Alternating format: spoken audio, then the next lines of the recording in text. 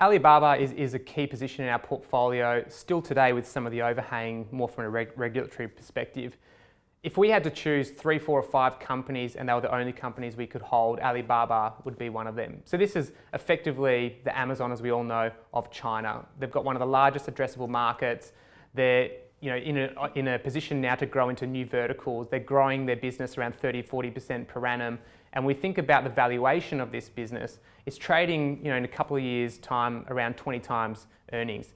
That is a multiple that is not just below average for the market or around average, but it's actually cheap.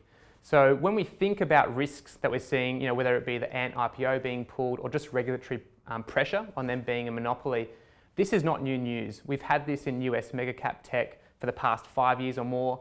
Not owning stocks like Amazon, Facebook, Google throughout this would have been a mistake for many investors.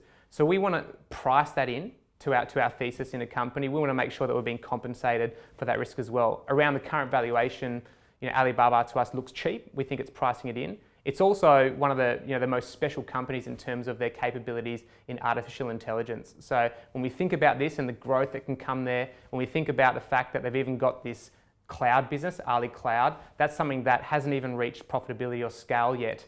And when it's in the valuation of the company on a sum of the parts basis, we think that the current valuation is materially undervaluing that. When we think about the outlook for Alibaba, we've got a diverse portfolio. So when we think about some of the risks, that's going to be reflected in our position size, which is a little bit smaller than it was 12 months ago. So if we just first think about our position in China in aggregate, we've actually been taking more of an approach more recently to diversify towards some more domestically exposed businesses, those that won't be impacted as much from any type of trade war or even smaller tech businesses that aren't really going to be in the headlights of regulators.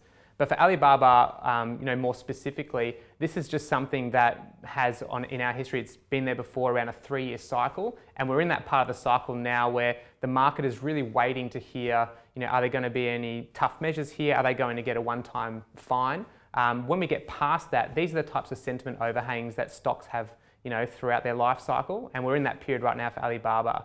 But not owning a special company like this with that growth runway at the relatively cheap valuation that they have, for us is as big a risk as owning it.